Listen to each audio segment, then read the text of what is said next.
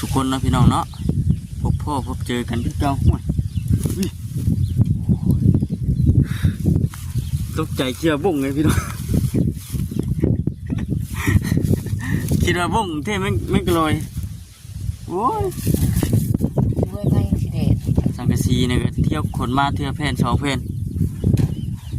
โอ้เพื่อเบิดเครื่องเก่าวันนี้เกิดหลังใหญ่แต่ได้จะเบิ่งนี่เนาะการสังกะสีมันเยอะเลยแต่แหลกไว้มัดไว้เทียมมัดไว้พร้อมดิ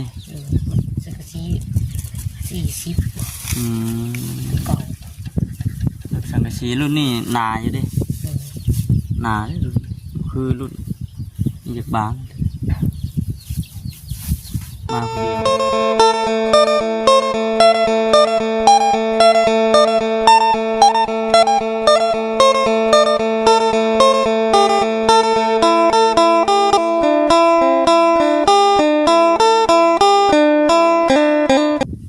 มาวันนี้พี่น้องก็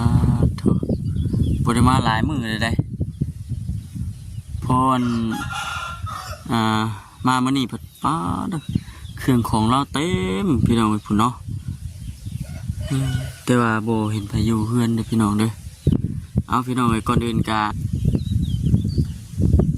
อากาศทักทายสบายดีแล้วก็สวัสดีเด้อพ่อแม่พี่น้องซีกันเบิดสุขคนนะพี่น้องเนาะพบพ่อพบเจอกันที่เก่าห่วยตกใจเชื่อบุ้งไงพี่น้องคิดว่าบุ้งเท่ไม่กลอยโอ้ยกล้า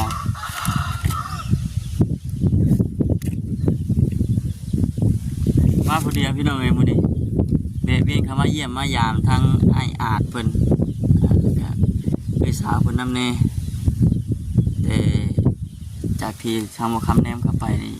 ยังบ่ทันได้มีไผนะเราอยู่บ้านหลังเก่าพุ่นบ่แม่นเนี่ยพี่น้อยพุ่นเราไปมากก็ต้องเก่าแล้ว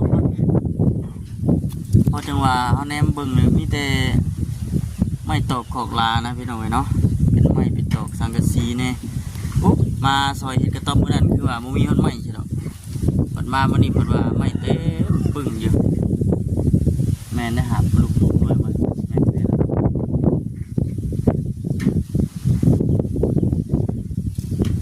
ถือว่าเราเห็นใกล้ๆอยู่พี่น้องเนาะไอ้อาร์ตมันมีอย่างเราพี่น้องเท่ากับมันนี่เปะเข้ามาเยี่ยมมายามเปะเข้ามาท้ายเยี่ยมยามทำข้าวเป็นจังไดนะเมื่อนั้นฟ้าฝนลงหลังจากที่ว่าบ่คำกับ่จิตบ่แสนมามันแล้วก็ว่าจีตื่นมาใหม่แล้วก็จีใหญ่มาพี่แล้วว่าเมื่อนั้นเป็นมื้อวันศิลป์เด้เพิ่นหรือว่าใหญ่มาหลังจากวิทย์มื้อวันศิลป์แล้วก็มาพี่ไปเลย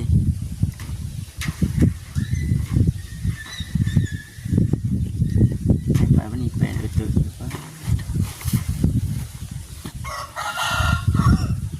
พี่น้องเนาะกำลังย่างมากเราเสียไฟดีเลยเนาะ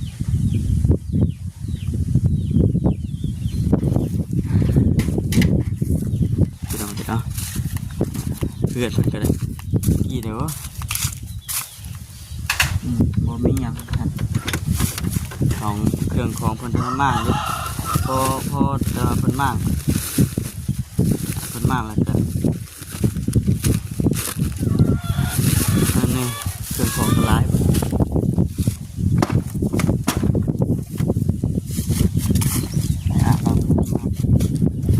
เดี๋ยวจะหน่อยสิพาชีไปเบิ่งนี้พุ่นละ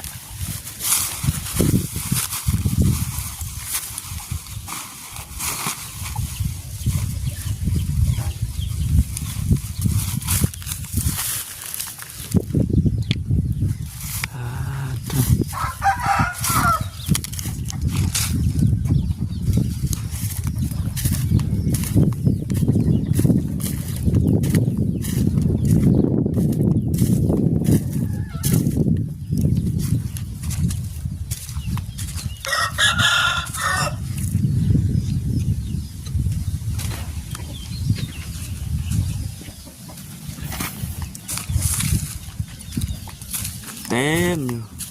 เ เอาไม้เต็งไว้แล้วยันลมพัดเลยพี่น้อง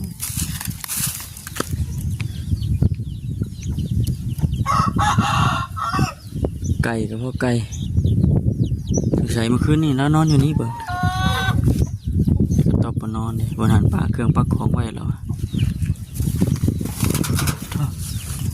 ปุบมาแล้วเนาะเอ้าเชี่ยวมีพายุนะจอดไปเฉยเลยว่ะ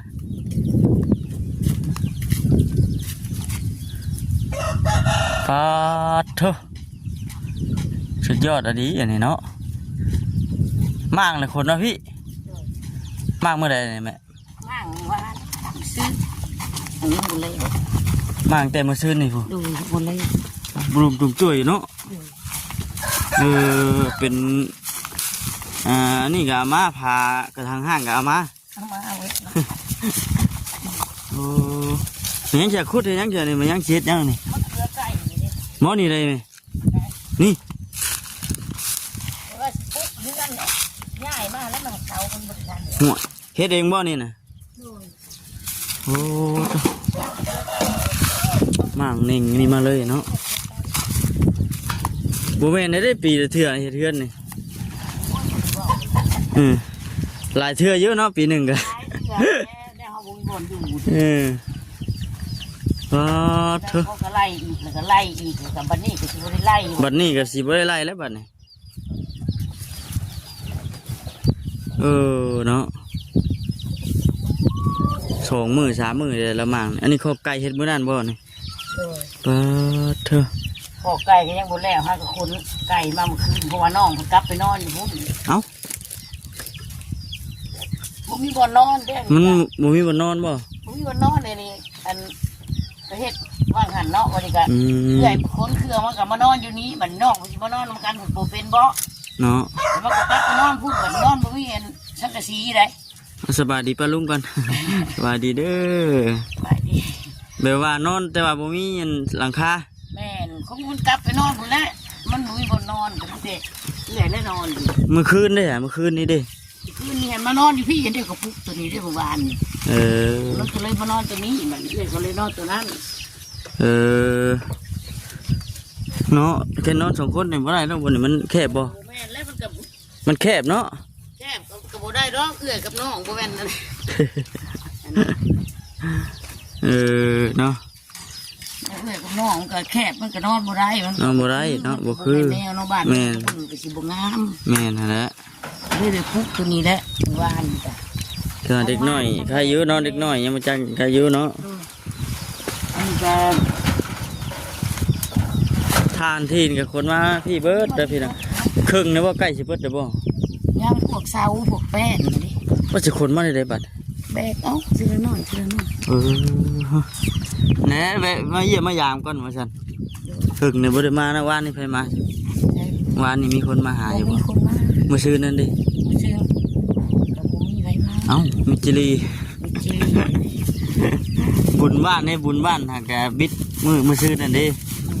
บุญลงไฟ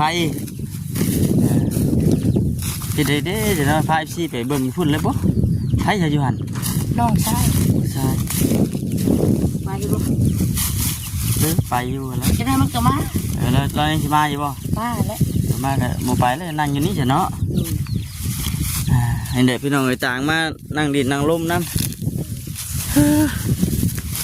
นี่ก็ถือว่าแดดอยู่เนาะแดดแต่เช้าอยู่ แดดไปเศร้าอะไรล่ะด้วยไผสิแดด สังกะสีเนี่ยก็เที่ยวขนมาเทื่อแผ่น2 แผ่นโอ้เพื่อเบิดเครื่องเก่ามันนี่เกิดหลังใหญ่แต่ได้จะเบิ่งนี่เนาะ การสังกะสีมันเยอะเลย แหลกไว้มัดไว้แถว มัดไว้พร้อมติ มันสังกะสี40 อืม เก่า สังกะสีรุ่นนี้หนาอยู่เดิหนาเลยรุ่นคือรุ่นนี่จะบางมาผู้เดียวกันแต่มันพี่น้องมาเพื่อนลงทางมาเมื่อนั้นน่ะพี่สัตว์มาทางพี่แต่ว่าเมื่อนั้นมาทางนี้กลับออกไปหาทางเงินเก่าอีก ลงมาทางพี่ก่อน ปุ่นสัตว์มาพี่ขามาในขามาอยู่ขามาซอยนี่แต่ว่ามันมีทางแยกกันนี่สื่อมาเลยเด้ เทพบริมาใช้ทางมาเมื่อนั้นมาทางเข็น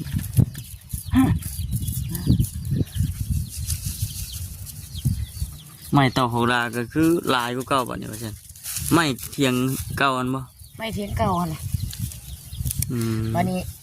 ก็ซ่อนไปแน่ก่อน อืมซ้อนพ่อมอีก ซ่อนไปแน่ โอ้แล้วก็เฮ็ดเวียกเก่งเติบได้สนออาจก็แนมไปเพื่อนน่ะเห็นเล่าขึ้นพุ่นอยู่เทิงเทียงพอได้อยู่เนาะเฮ็ดเวียก เรียกว่าสีด นี่เรากำลังขี่มาจากเนี่ย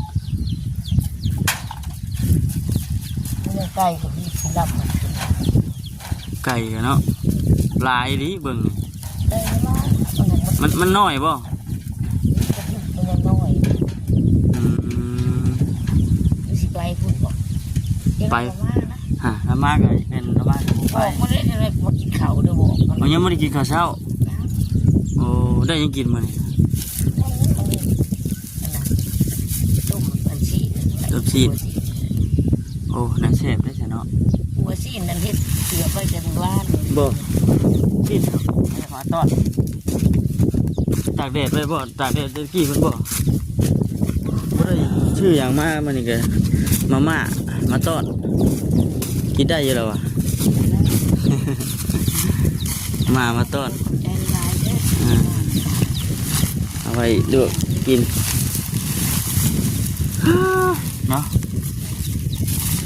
บอกว่ามากินข้าวก็ได้ทำบอกมายุ่งกี่นี่หาเลย อืม กินว่ามาง่ายเนาะถ้าสิไปพุ่นไปจะได้มันกันมาบอกนี่นะถามกันเนาะ ถามแล้วมาก่อนจะได้เอากับบริเวียนกันเนาะเอามาเยี่ยมมายามพายเอฟซีเพิ่นมาดินน้ำถึงเลยเนาะมาตั้งแต่ฝุ่นมือทบิดเลยคือฝนตกนะอุ๊ยฝนตกเมื่อนั้นเป็นยังไงฝนตกเมื่อนั้น ทุกมือทำบ่ย่างนะ เปียกบ่ เปียกทั้งลมทั้งฝน เออ ย่างกับนายย่านลงอยู่นั่งก็ล้างใครแต่มันตกกลางเว้น ฝนตกเมื่อนั้นเจ้ายังไม่ได้ย้ายมาอยู่นี่บ่ มือผู้ตรงมันยัง ยังอยู่ เอาแล้วนี่เนี่ย เนาะคิดว่าเอ้าฉันเพราะว่ากันย้ายมาอยู่พี่ละบ่ฉันแต่หนูย้ายมาอยู่นี่โอ้ยเนาะแต่ว่าพื้นไฟนี่ฉากอยู่ฉันโคมเข้มนี่ ทราบไม่มีแล้ว อันนี้บ่ กับพ่อไปได้นะครับเป็นแล้วมันบ่มีความสะอาด ฉากพอได้นั่นใช่งุมๆทาๆไปไหนเนาะ ที่มันก็700,000 เออโอ้ยรุ่นใหญ่เติบได้นะมึงนะเห็นว่ารุ่นน้อยกว่านี้ก็จะมีอยู่มัน300,000ปลาย แสนบ่ได้ หมูยุ่มเนาะที่ขาดอันนี้ยังไงติ 300,000มีแต่300,000บ่มีแต่น้อย เออนี่น้อยเลย ๆดู ประมาณนี้แหละอ่ะ มีสากนี่สากโคมเลยนะใต้นี่พอ ฉากโทรศัพท์พร้อม สากอีก2เครื่อง บกุ้มแล้วเนาะเป็นแดดจะจ้าที่จังแล้วนี่แหละพี่น้องเนาะแม่นวะเรากำลังมาแม่นวะเป็นแล้วเดี๋ยวแนมมาน้ำทางเพิ่นเอาแล้วแนมไปคือเป็นเตือนอยู่ใช่ ชิ้นหูเลยจะเป็นไข่ หืม แนมไปก็บ่ได้เห็นอะไร มื้อนั้นบ่จิตเพิ่นมาคือว่าไปใช้ไปห้องหมอบ่ หาหมอแนมมันเลือดเราจะมีเบาหวานกับบ่มีได้ ไปเรื่อยไปเลย เพราะว่าบ่มีหยังแต่ระบบตาเป็นว่าระบบตาบอกกับเทศบาลก็บ่มีเงินบ่มีเนาะ ไอ้ไปประเทศตาไอ้ก็บ่มีเงินเลย ไอ้อาจเพิ่นได้โกรธเกินบ่เดี๋ยวเป็นแต่เจ้าบ่มื้อนั้นน่ะ เป็นแต่แม่นี่แหละ เป็นไข่บ่ เห็นนะลูกพอแต่มันเห็นอยู่แต่ว่ามันเป็น สลัวมัวๆแด แต่ ด ทีนี้เห็นมันบ่เป็นมัว มันแดดที่แห้งเต้ก็เต้ ๆแม่ไปไกลๆเพิ่นน่ะบ่เห็นอยู่นี่ เดินยางมางูมา เห็น งูเห็นเจ้า มันเป็นว่าไข่มันเป็นเลย ตอนท่านเป็นไข่ยังพอได้แจ้งอยู่ ม เบิ่งแล้วได้ก็บ่เห็นคันว่าหอดนี่แล้วก็เห็นพวกมั่วๆนะหอดประมาณขนาดนี้แม่นไปขนาดตัวนั้นเป็นคุม อย่างหน่อยมากเลยนะ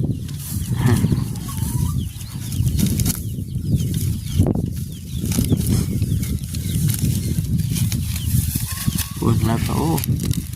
ให้เติมเนาะเบิ่งจีพานมาเป็นองชี